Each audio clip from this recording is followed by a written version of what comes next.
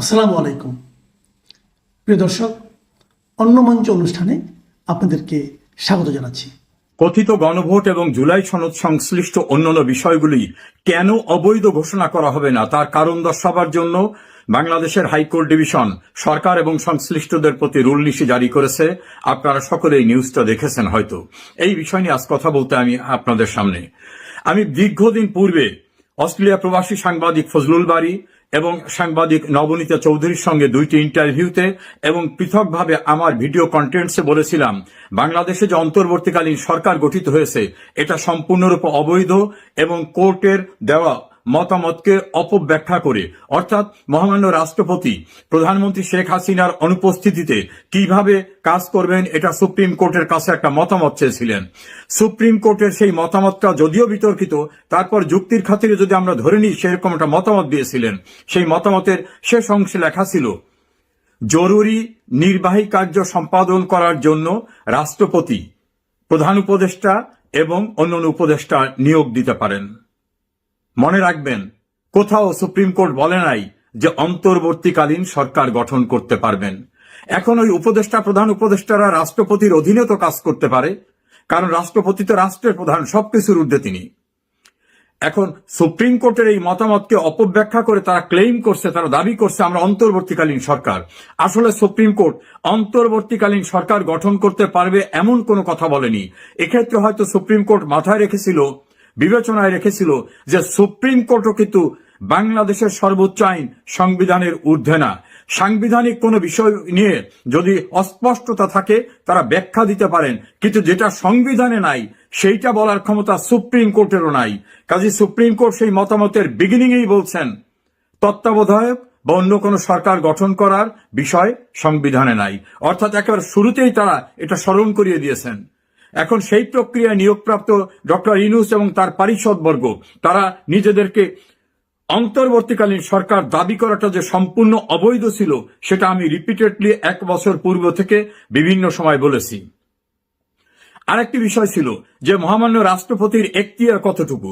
রাষ্ট্রপতিকে দিয়ে 133টি অধ্যাদেশ জারি করানো হয়েছে, এর ভিতরে কোনোটা নাকি প্রেসিডেন্ট অর্ডার হয় না, কারণ আমাদের সংবিধান তৈরি হয়ে যাওয়ার পরে 72তে সংবিধান গ্রহণ করার পরের থেকে আর প্রেসিডেন্ট অর্ডার হয় না। প্রেসিডেন্ট অর্ডার হয়েছিল কখন? যখন আমাদের সংবিধান ছিল না, মুজিবনগর সরকার এবং তার ধারাবাহিকতা রক্ষার জন্য রাষ্ট্রপতির আদেশ ছিল। যেদিন থেকে সংবিধান গ্রহণ করা হয়েছে তারপরের থেকে আর প্রেসিডেন্ট অর্ডার হয় না। মূল বিষয়টা হচ্ছে রাষ্ট্রপতিকে দিয়ে 133টি অধ্যাদেশ জারি করানো হয়েছে। রাষ্ট্রপতির ক্ষমতা কোথায়? সংবিধানের 93 অনুচ্ছেদে রাষ্ট্রপতিকে অধ্যাদেশ জারির এখতিয়ার দেওয়া হয়েছে। জরুরি বিষয়ে তিনি জারি করতে পারবেন যদি পার্লামেন্ট সেশনে না থাকে বা পার্লামেন্ট ভেঙে দেওয়া হয়। শর্ত আছে, সংবিধানে যেটা নাই, অর্থাৎ সংবিধানের ভিতরে যেটা নাই বা যেটা জারি করলে সংবিধানের বিধিবিধান রহিত হয়ে যাবে এটা তিনি করতে পারবেন না। তাহলে গণভোটের বিধান তো সংবিধানে নাই, রাষ্ট্রপতির তো ওখানেই স্টপ। কথিত জুলাই সনদ বা সংস্কার এটা সংবিধানে নাই। এ জাতীয় অধ্যাদেশ দেওয়ার এখতিয়ার রাষ্ট্রপতির সংবিধানে যে ক্ষমতা দেওয়া হয়েছে অনুচ্ছেদ 93তে, সেই অনুচ্ছেদেই বারিত। এখন কেন তিনি করলেন? তাকে দিয়ে জোর করানো হয়েছে। আমরা এবার আসি, রাষ্ট্রপতির ক্ষমতা কোথায়? সংবিধানের 48 অনুচ্ছেদের 3 অনুচ্ছেদে রাষ্ট্রপতির ক্ষমতা বলা আছে, তিনি কেবলমাত্র এক্সক্লুসিভলি মানে নিরঙ্কুশভাবে প্রধান বিচারপতি এবং প্রধানমন্ত্রী নিয়োগ দিতে পারবেন। 48-3 উপনুচ্ছেদ। আর যা কিছু করতে হবে তা করতে হবে তাকে প্রধানমন্ত্রীর পরামর্শে। তা তৎকালীন প্রধানমন্ত্রী শেখ হাসিনা তিনি দেশের ভিতরে ছিলেন, কিছু সময় দেশের বাইরে ছিলেন, তার পরামর্শে কি এই অধ্যাদেশ জারি হয়েছে? না, হয়নি। তাই যদি না হয়ে থাকে তাহলে রাষ্ট্রপতির যে এখতিয়ার প্রধান বিচারপতি এবং প্রধানমন্ত্রী নিয়োগ এর বাইরের যে অধ্যাদেশ হয়েছে সেগুলো সংবিধানের বিধিবিধান লঙ্ঘন করে করা হয়েছে, অর্থাৎ সম্পূর্ণরূপে অবৈধভাবে করা হয়েছে। এর ভিতর গুরুত্বপূর্ণ হচ্ছে আইসিটি ট্রাইব্যুনালে যুদ্ধাপরাধীদের বিচারের প্রতিশোধ নেওয়ার জন্য সাজানো একটা মোকারি যে ট্রায়াল প্রক্রিয়া, সেটাতে যাতে আওয়ামী লীগের নেতৃবৃন্দ অর্থাৎ যারা যুদ্ধাপরাধীদের বিচার প্রক্রিয়া সোচ্চার ছিল, বিভিন্নভাবে সম্পৃক্ত ছিল, তাদেরকে সাজা দিয়ে প্রতিশোধ নেওয়ার জন্য যে একটা সিস্টেমেটিক প্রি প্ল্যান বিচার ব্যবস্থা, সেটার জন্য 4 বার অধ্যাদেশ জারি করানো হয়েছে, যেটা ছিল সম্পূর্ণরূপে অসাংবিধানিক। ফলে আইনের ভাষায় আছে ভয়েড ইন এবিসিও, অর্থাৎ যে বিষয়গুলি শুরুতেই অবৈধ তার ধারাবাহিকতায় সবগুলো অবৈধ হয়ে যায়। ফলে যে অধ্যাদেশ জারি করে প্রাইম মিনিস্টার শেখ হাসিনা সহ অন্যদেরকে সাজা দেওয়ানো হয়েছে, তার বিগিনিং ছিল অবৈধ, তার ধারাবাহিকতায় যা কিছু হয়েছে সেগুলো অবৈধ। তৃতীয় হচ্ছে 2024 সালের অগস্টে আন্দোলনের নামে সহিংসতা, বর্বরতা, নারকীয়তা, অগ্নিসংযোগ, মানুষ হত্যা, পুলিশ হত্যা, এই সমস্ত অপরাধীদের রক্ষা করার জন্য যে ইন্ডেমনিটি দেওয়ার প্রক্রিয়াটা তৈরি করা হয়েছে, সেটাও রাষ্ট্রপতির অর্ডিন্যান্সের মাধ্যমে তৈরি করা হয়েছে। এটা করার সুযোগ নাই। 1975-এর 15 আগস্ট বঙ্গবন্ধুকে হত্যা করার পরে অবৈধ ক্ষমতা দখলদাররা যা কিছু করেছিল সবকিছুকে বৈধতা দেওয়ার জন্য 1979 সালের পার্লামেন্টের 9 এপ্রিল আইন পাশ করেছিল, যেটাকে বলা হয় সংবিধানের 5ম সংশোধনী। একইভাবে জেনারেল এরশাদ ক্ষমতা দখল করার পরে তিনি ইউজার বার ছিলেন, অবৈধ ক্ষমতা দখলদার, তিনিও 7ম সংশোধনী করে চেষ্টা করেছিলেন বৈধতা দিতে। এই 2টি সংশোধনী সুপ্রিম কোর্ট অবৈধ ঘোষণা করেছে এবং অবৈধ ক্ষমতা দখলদারদের, কৃতকর্মকারীদেরকে বলা হয়েছে রাষ্ট্রদ্রোহী, তস্কর, নানাভাবে অভিহিত করা হয়েছে। আর একটা খুনিদের রক্ষা করার জন্য একটা আইন হয়েছিল, অপারেশন ক্লিন হার্টের সঙ্গে জড়িত যারা, তাদের রক্ষা করার জন্য একটা ইন্ডেমনিটি করা হয়েছিল। সেই দায় মুক্তিও সুপ্রিম কোর্টে চ্যালেঞ্জ হয়েছিল, সুপ্রিম কোর্ট সেটাকে অবৈধ ঘোষণা করেছেন। ফলে এই যে অবৈধ প্রক্রিয়ায় ক্ষমতা দখল, সাংবিধানিক সরকারকে উচ্ছেদ করা, ক্ষমতা দখলের জন্য নানা রকম রাষ্ট্রদ্রোহী সহ খুন খারাপি, অগ্নিসংযোগ, সন্ত্রাস, নৈরাজ্য, নাশকতার কাজ করা, এই সকল বিষয়কে বৈধতা দেওয়ার জন্য যতই চেষ্টা করা হোক না কেন, কোনোভাবে এটা করা সম্ভব হবে না। কেউ কেউ বলছেন তাহলে 133টি অর্ডিন্যান্স রাষ্ট্রপতি জারি করছেন, এর পরিণাম কি হবে? একটা জিনিস হতে পারে, সেটা হচ্ছে যেগুলি ঘটে গেছে সেটাকে পাস্ট অ্যান্ড ক্লোজ চ্যাপ্টার, অর্থাৎ যা ঘটে গেছে সেটাকে কন্ডোন করা যেতে পারে, ক্ষমা করা যেতে পারে, মাফ করা যেতে পারে, গ্রহণ করা যেতে পারে। কিন্তু যেগুলো চলমান রয়েছে সেগুলোকে কোনোভাবে সংবিধানের বাইরে গিয়ে পার্লামেন্টে আসন্ন অধিবেশনে গ্রহণ করার সুযোগ নাই। আমি মনে করতে চাই মাননীয় প্রধানমন্ত্রী তিনি বলেছেন রুলস অফ ল এস্টাবলিশ করবেন, আইন অনুযায়ী সবকিছু হবে। আইনমন্ত্রী জনাব আসাদুজ্জামান বলেছেন সবকিছুই হবে আইন অনুযায়ী। সরকারের আর একজন প্রভাবশালী মন্ত্রী ল ব্যাকগ্রাউন্ডের জনাব সালাউদ্দিন বলছেন সবকিছু আইন অনুযায়ী হবে। আমরা আশা করব আসন্ন সংসদ অধিবেশনে অবৈধ প্রক্রিয়ায় জারিকৃত অবৈধ অধ্যাদেশগুলিকে কোনোভাবেই বিবেচনা গ্রহণ করার সুযোগ থাকবে না এবং করবেন না। যদি করেন তার পরিণতি কিন্তু 5ম সংশোধনী, 7ম সংশোধনী এবং অপারেশন ক্লিন হার্টের খুনের দায় থেকে অব্যাহতি দেওয়ার জন্য যে বিধিবিধান, এই 3টির পরিণতি যা হয়েছিল টুডে অর টুমরো একই জিনিস হবে। আমার যে কন্টেন্টসগুলো বিভিন্ন সময় বলেছি তার প্রতিফলন আজ দেখলাম। সুপ্রিম কোর্টের জ্যেষ্ঠ আইনজীবী সৈয়দ মামুন মাহবুব রিট আবেদনকারীদের পক্ষে প্রেস ব্রিফিং করে একই কথাগুলো বলেছেন যে আমাদের রিটে এই বিষয়গুলো উত্থাপন করেছি এবং আদালত সেগুলো বিবেচনায় গ্রহণ করে দেখেছে যেখানে সাংবিধানিক গুরুত্বপূর্ণ আইনের বিষয় সম্পৃক্ত আছে। সে কারণে সরকার এবং অন্যান্যদেরকে এই বিষয়ে কারণ দর্শাবার জন্য নির্দেশ দিয়েছেন। কোর্টের পরিভাষায় বলা হয় রুল নিশি জারি করেছেন। কোনদিন আইন অঙ্গনের সঙ্গে জড়িত না আসিফ নজরুল, তিনি আইন উপদেষ্টা হিসেবে অবৈধভাবে ক্ষমতা দখলদারদের সঙ্গী হয়ে এই সকল অপকর্ম করেছেন। যদিও একসময় তিনি গণ আদালতে যুদ্ধ অপরাধীদের বিচার প্রক্রিয়ার সঙ্গে সম্পৃক্ত ছিলেন, আর বর্তমানে তার স্ট্যান্ডটা হচ্ছে সম্পূর্ণ সেই যুদ্ধ অপরাধী পক্ষের পক্ষে। তিনি অনেক অন্যায় করেছেন। বাংলাদেশের আইনের শাসন, বাংলাদেশের রুলস অফ ল এবং কনস্টিটিউশনাল কন্টিনিউশনকে ধ্বংস করার জন্য যে কুশীলবরা, ইউনূসের পরে দ্বিতীয় ব্যক্তি তিনি এই আসিফ নজরুল, যদিও তার মূল নামটা মোহাম্মদ নজরুল ইসলাম। আমরা আশা করব এই অবৈধ প্রক্রিয়ায় যা কিছু হয়েছে কোনোভাবে এটাকে যেন অ্যাপ্রুভ করা না হয়। সুপ্রিম কোর্টও কিন্তু আইনের ঊর্ধ্বে না, কাজে সুপ্রিম কোর্ট নিজেও আইনের বাইরে গিয়ে কোনো সিদ্ধান্ত দিতে পারেন না। আমি একজন আইনজীবী হিসাবে, আইনের ছাত্র হিসাবে আমার প্রায় 40 বছরের অভিজ্ঞতার আলোকে বলছি, কোন মাপেই কথিত জুলাই সংস্কার, কথিত জুলাই সনদ, কথিত গণভোট এটাকে বৈধতা দেওয়ার কোনো সুযোগ নাই। Beyond constitution. অবৈধ ক্ষমতা দখলদার ইউনুসও এবং তার পারিষদবর্গ যে শপথ নিয়েছিলেন সেখানে তারা বলেছিলেন, এই মর্মে শপথ নিচ্ছি যে আমরা এই সংবিধানকে প্রোটেক্ট, প্রিজার্ভ এবং ডিফেন্ড করব। সংবিধানকে সংরক্ষণ করবেন, সংবিধানকে ডিফেন্ড করবেন, সংবিধানের বিধিবিধান অনুসরণ করবেন। এই শপথ নিয়ে যারা শপথ পরিপন্থী অর্থাৎ সংবিধান পরিপন্থী কাজ করেছেন তারা অন্যায় করেছে শুধু না, তারা ইতিহাসের জঘন্যতম অপরাধ করেছেন।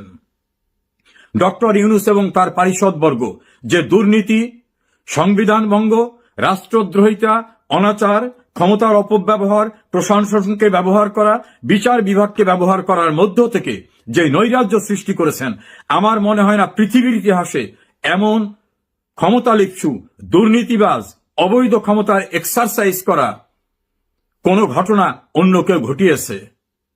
টুডে অর টুমরো আইনের আওতায় বিচারের মুখোমুখি তাদের হতে হবে। সবচেয়ে আরেকটি জঘন্য কাজ করেছে, গ্রাম অঞ্চলে মানুষ বলে যে আমাকে তোরা মোড়ল বলবি, আমাকে তোরা বলবি আমি এই গ্রামের সম্মানিত ব্যক্তি, আমি মাতুব্বর। ইউনূস ক্ষমতা ছাড়ার পূর্বে 10 ফেব্রুয়ারি একটা গেজেট নোটিফিকেশন করে বলছেন যে আমি নিজে একজন ভিভিআইপি, অত্যন্ত গুরুত্বপূর্ণ ব্যক্তি, অতএব আমাকে 1 বছর পর্যন্ত এই গুরুত্বপূর্ণ ব্যক্তি হিসাবে নিরাপত্তা দিতে হবে। আমি শুনি নেই কোন আহাম্বক নিজেকে নিজে অত্যন্ত গুরুত্বপূর্ণ ব্যক্তি বলে, আর বিধিবিধান উপেক্ষা করে তিনি 1 বছরের নিরাপত্তার জন্য গেজেট করেছেন। সেখানে প্রচলিত রেওয়াজ এবং নিয়ম ছিল 3 মাস, এর বাইরে না, তাও নির্বাচিত এবং অন্যান্যদের ক্ষেত্রে। উনি তো অনির্বাচিত, অবৈধ। উনি জুডিশিয়ারিকে যেভাবে ব্যবহার করেছেন, যেভাবে রাষ্ট্রের সম্পদ লুণ্ঠন করেছেন উনি এবং ওনার পারিষদ, দুদক কিনেকে এখন হিমশিম খাচ্ছে তাদের অভিযোগ রিসিভ করতে। এত বেশি অভিযোগ জমা হচ্ছে। কালের কণ্ঠের নিউজে দেখলাম যে তারা বলছেন এটা রেকর্ড, নজিরবিহীন এত অভিযোগ দুর্নীতির তাদের বিরুদ্ধে। আমরা আশা করি, প্রধানমন্ত্রী বলেছেন সবকিছুই আইন অনুযায়ী হবে, সবকিছুই যেন আইন অনুযায়ী হয়। আইনের বাইরে কিছু করলে, আমি যে 3টি উদাহরণ দিলাম, পরিণতি তাই হবে। আশা করি আপনারা অন্তত নতুন প্রত্যাশার হতাশা সৃষ্টি না করে বাস্তবায়নের দিকে যাবেন। আসসালামু আলাইকুম। জুলাই সনদ নিয়ে প্যাচটা তো লাগিয়ে গেছে ডক্টর মোহাম্মদ ইউনূস। ডক্টর ইউনূস চেয়েছিল তাই বাংলাদেশে একটা দীর্ঘমেয়াদী গন্ডগোল লাগুক। জুলাই সনদ কিছু না। আপনি ধরেন একটা কলম চান, আপনি একটা কলম চান, আর এই কলম ইকোনোর কলম নাকি অন্য কোনো কোম্পানির কলম? আপনার তো কলম হলেই চলবে, নাকি আপনার ইকোনোই চাই? বাংলাদেশের সংস্কার হবে, সংস্কার প্রয়োজন। সংস্কার ছাড়া এই দেশ চলবে না, বহু কিছু চেঞ্জ করতে হবে। অবশ্যই টুডে অর টুমরো রাষ্ট্রপতি প্রধানমন্ত্রীর ক্ষমতার ভারসাম্য আনতে হবে। বাংলাদেশে বহু কিছুতে এই ধরনের নানান চেঞ্জ, এই যে বলা হচ্ছে ডেপুটি স্পিকার বিরোধী দল থেকে দিতে হবে, এখন এটা বিএনপি বলছে যে বিরোধী দল থেকে ডেপুটি স্পিকার দেওয়া হবে, এখন এটা জুলাই সনদ পাশ করাই তারপরে বিরোধী দলে দিতে হবে। তার মানে কি কিছু একটা ডালমে কুচ কালা হে, কোন একটা সন্দেহ আছে। জুলাই সনদে এমন কিছু ঢুকিয়েছেন যেটা আপনার প্রয়োজন কিন্তু বাংলাদেশের মানুষের প্রয়োজন না, বা আমজনতার প্রয়োজন না। এই জুলাই সনদ বলতে যে গণভোট হয়েছে, বাংলাদেশে ভোট পড়েছে ধরলাম হার পক্ষে 4 কোটি, ভোটারই 12 কোটি, জনসংখ্যার সব বাদ দিলেন। শোনেন, 12 বছরের বাচ্চা আজকে অনেক ভালো বোঝে, 16 বছরের বাচ্চারা ভোটার হবে কি হবে না সে আলাপ চলতেছে, তারাও কম বোঝে না। তারপরে ধরলাম 12 কোটির মধ্যে 4 কোটি লোক হ্যাঁ ভোট দিয়েছে, 8 কোটি তো নার পক্ষে, 8 কোটি তো ভোট দিতে যায়নি অথবা নাতে ভোট দিয়েছে। তাহলে আপনি 4 কোটিকে নিয়ে লাফাচ্ছেন, এই 4 কোটি যেটাকে ভালো, আর 4 কোটিও রিয়েল কতটা ভোট দিয়েছে নিয়ে সন্দেহ আছে না?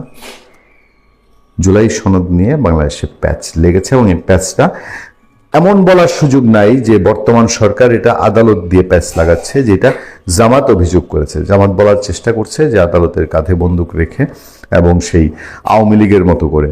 আরে বাবু, তাও যদি হয়ে থাকে, আমি তো বলবো যে বিএনপি সরকার যদি আদালতের মাধ্যমে এটা প্যাচ লাগায় থাকে সেটাও ভালো করছে। কারণ তোমরা যে প্যাচটা ডক্টর ইউনূসের অবৈধ সরকার দিয়ে লাগিয়েছো, আদালতকে অমান্য করে, আদালত মানে সেই আইন আদালত কোনো মূল্য ছিল, একেবারে উচ্চ আদালত সহ ইউনূস সরকারের আমলে, ইউনূস সরকারের আমলে আদালত, ট্রাইব্যুনাল সব তো জামাত যেভাবে চেয়েছে সেভাবে কন্ট্রোল করেছে। জামাতের লোকজন বিচারক হয়েছে, জামাতের লোকজন চিফ প্রসিকিউটর হয়েছে। তো তোমরা যদি আদালতকে ব্যবহার করে ইউনূসের সাইনবোর্ড দিয়ে বাংলাদেশে যা ইচ্ছা তাই করতে পারো, বিএনপি সরকার বাংলাদেশে ক্ষমতায় এসে সেই 8 কোটি, যে 8 কোটির মধ্যে আওয়ামী লীগের আছে প্রায় 50%, তাদের মূল্যায়ন করার জন্য বিএনপি ভোট পেয়েছে আওয়ামী লীগের, বিএনপি তার নিজের ভোট পেয়েছে। 50-50 যদি বলি বিএনপি আর আওয়ামী লীগের ভোট, জামাতের তো আর কোনো ভোট বিএনপিতে যায়নি। ফলে সেই জনগোষ্ঠীর মূল্যায়ন করার জন্য আপনারা আদালতে কে প্যাচ দিয়েছেন, এবার বিএনপির সুযোগ থাকলে বিএনপি দিচ্ছে। যদি আমি তর্কের খাতিরে সেটাই মেনে নিই, তারপরেও বলবো এটাকে আদালতে যাওয়ার প্রেক্ষাপট, মানুষ নিজে রক্ষার জন্য, রাষ্ট্র রক্ষার জন্য অনেক কিছু করে। এই আদালতে যাওয়ার প্রেক্ষাপটটা তো ইউনূস সরকার তৈরি করে রেখে গেছে, যে সে জোর করে বিএনপির মতের বাইরে জুলাই সনদে গেছে, বিএনপির মতের বাইরে গণভোটে গেছে। আপনি অমতে যখন কন্যাকে জোর করে ডাকাতের সাথে বিয়ে দিবেন, তখন সেই কন্যা 2 দিন আগে আর পরে হোক সেই ঘরে ডিভোর্স করে আসবেই। এটাই তো জাগতিক নিয়ম। যখন তার সক্ষমতা হবে, যখন তার সেই সিচুয়েশন হবে, অনুকূল পরিবেশ হবে, মতের বাইরের শাদী বহুদিন টিকে না।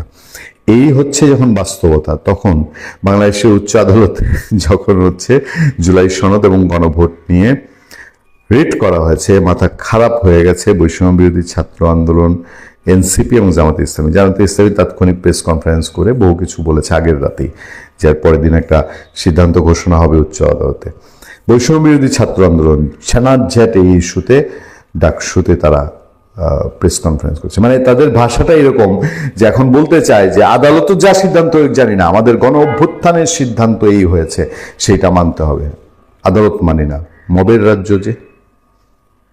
বাংলাদেশের রাজনীতিতে যে প্যাচ লেগেছে জুলাই সনদ নিয়ে, এই প্যাচ দীর্ঘমেয়াদী প্যাচ, এবং শক্তিশালী কোনো একটা সরকারের অবস্থান থেকেই এই প্যাচ কেবল সমাধান সম্ভব। এই আলোচনাটা চলছে কারণেই যে বিএনপির তারেক রহমান দীর্ঘদিন দেশের বাইরে ছিলেন, দেশ পরিচালনায় তেমন অভিজ্ঞতাও তার নেই। 17 বছর দেশের বাইরে থেকে দেশ সম্পর্কে অনেক কিছুই ভেতর থেকে তিনি দেখতে পাননি। সরকার বিরোধী আন্দোলনে কি ছিল গত 17 বছরে সেটাও আপনারা জানেন। তো সভাপতি আলোচনাগুলো উঠছে যে প্রধানমন্ত্রী হিসেবে তারেক রহমান কিভাবে পারফর্ম করবেন, কতটা দক্ষতার সাথে পারফর্ম করবেন, সাফল্যের সম্ভাবনা কতটুকু আছে।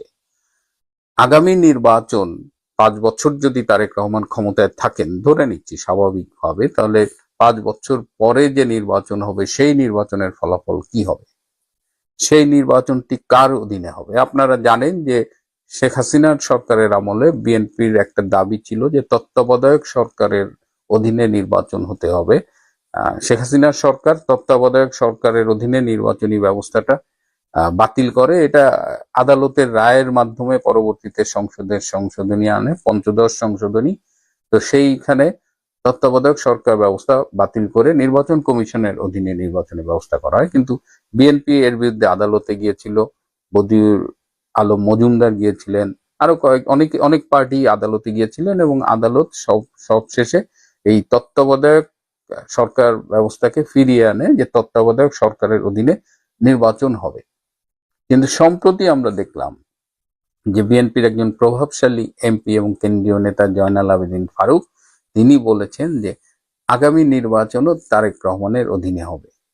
তাহলে এই যে গত 15 বছর তত্ত্বাবধায়ক সরকারের কথা বলল বিএনপি, ইউনূসের আমলে আদালতে যে হিয়ারিংটা হলো সেখানেও বিএনপি একটা পার্টি ছিল, তাদের পক্ষে লয়ার কথা বললো, মির্জা ফখরুল আলমগীর বিএনপির পক্ষে তিনি পার্টি হয়েছিলেন এই রিটের, এবং সেখানে আদালত রায় দিয়েছেন।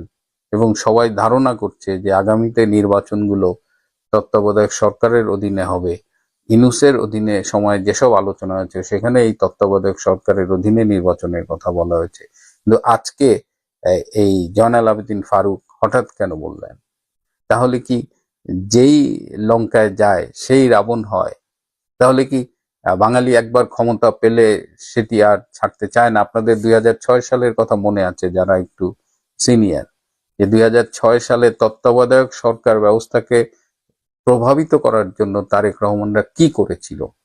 মানে তাদের পছন্দের তত্ত্বাবধায়ক সরকার প্রধান করার জন্য বিচারপতিদের বয়স 2 বছর বাড়িয়েছিল, এবং তার ফলে যার প্রধান উপদেষ্টা হবার কথা ছিল গণ আন্দোলনের মুখে তিনি পিছু হটতে বাধ্য হন, এবং তিনি বলেন যে তিনি প্রধান উপদেষ্টা হতে রাজি নয়, এবং এমন প্যাচ লেগেছিল যে এক পর্যায়ে সেই সময় রাষ্ট্রপতি এয়াজউদ্দিন নিজেই নিজেকে প্রধান উপদেষ্টা ঘোষণা করেছিলেন।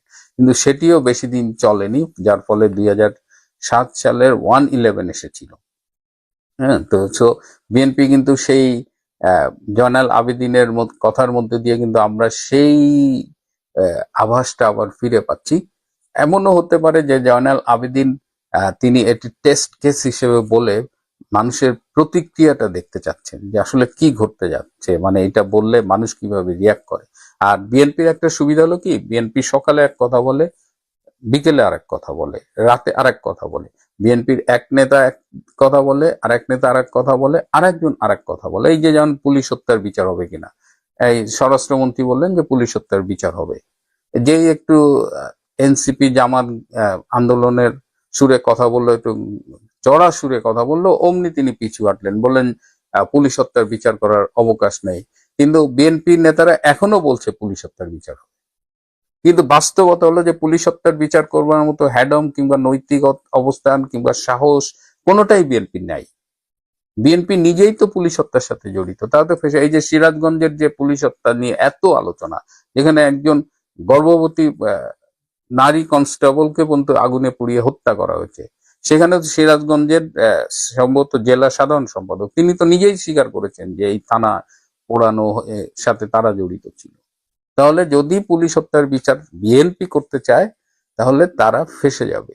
এই সাহস কি বিএনপির আছে? তারা এটা বলে, এর ফলে তারা এই এনসিপি জামাতের উপর একটা প্রেসার ক্রিয়েট করতে চায় যে তাদের যখন এটা দরকার হবে তখন এই কাজ করবে। কিন্তু বিএনপি তো পুলিশ হত্যার বিচার করবে না। ঠিক এখন দেখেন, এই তত্ত্বাবধায়ক সরকার ব্যবস্থার জন্য তারা এত কিছু করলো, তারা 2014 এবং 2024 নির্বাচনে অংশগ্রহণ পর্যন্ত করলো না, এবং তারা অংশগ্রহণ না করে নির্বাচনী ব্যবস্থাকে বিতর্কিত করলো, দুর্বল করে দিল। তার ফলে কি হয়েছে, আবার আজকে যখন তারা নির্বাচিত হয়েছে এমন একটা নির্বাচনে যেখানে আওয়ামী লীগকে নির্বাচনে অংশগ্রহণ করতে দেওয়া হয়নি। সুতরাং এই নির্বাচনেও তো সাধারণ ভোটাররা ভোট দিতে আসেনি, 20% মতো ভোট কাস্ট হয়েছে। যদিও অফিসিয়ালি এটাকে অনেক বাড়িয়ে দেখানো হচ্ছে 60%, কিন্তু বাস্তবতা তো তারা জানে। তো আজকে জয়নাল আবেদিন ফারুক এটা কি হিসেবে বলে, এবং আমি খুব অবাক হব না যদি বিএনপির আরেকজন নেতা এসে বলে এটা তার ব্যক্তিগত মতামত। কিন্তু না, একটা সোর্স আমাকে ইনশিওর করেছে যে বিএনপি এখন মনে করছে যে আওয়ামী লীগ 15 বছর ক্ষমতায় ছিল, বিএনপি 20 বছর ক্ষমতায় থাকবে।